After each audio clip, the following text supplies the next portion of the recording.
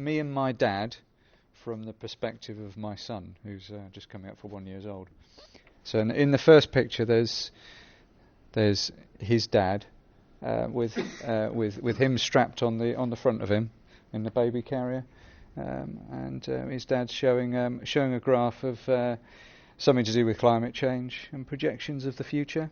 Whilst outside, there are protesters. Could be the school children from Friday last week, or the climate rebellion protests, or all sorts of protests going on, saying help, it's a climate emergency.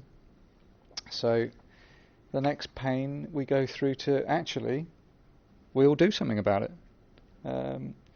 Climate emergency is declared in the local government, which it hopefully will be in Reading on the 26th. We shall find out. Hopefully Parliament stop messing around with Brexit and whatever your political opinions of that. Actually just stop doing it and start actually getting on with the real emergency, which is climate change, because we need Parliament to pass laws, help people to invest, what else do I put there,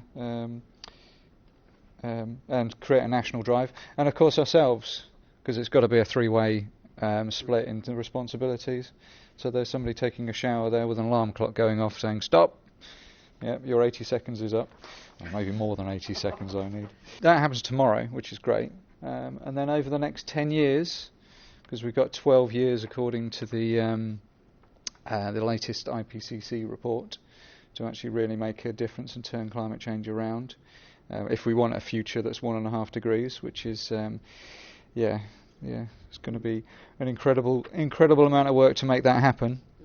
But in here, so yeah, if that's going to happen, not only do we not have any cars outside this little house here, all sorts of things have gone on with this house. There's a whole bunch of retrofitting that's had to happen.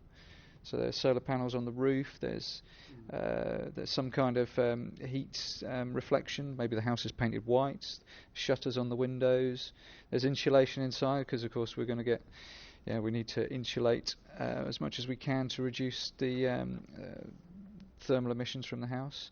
There's mechanical heat venting, there's water saving devices inside. The town's created an urban forest, so there's shading and everything like that in the urban environment.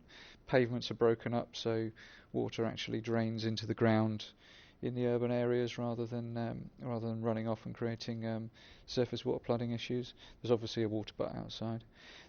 Whilst we're retrofitting the house for making it more energy efficient, we're also retrofitting it for water saving, and in this case this house has got a little flood barrier put up, because if you're going to go into the house and retrofit the thing, do the whole shebang at the same time. So get the right kind of retrofitting in the house for the right thing. And then there's me, or my son really, in 2050, which is in 30 years time, so he's in his 30s, and he's presenting a graph of the climate, and it's the past climate, and he's saying, no, it's not as bad as we feared it was. Fingers crossed. Yeah, and he's got a smiley face. So that's it, that's all we need to do.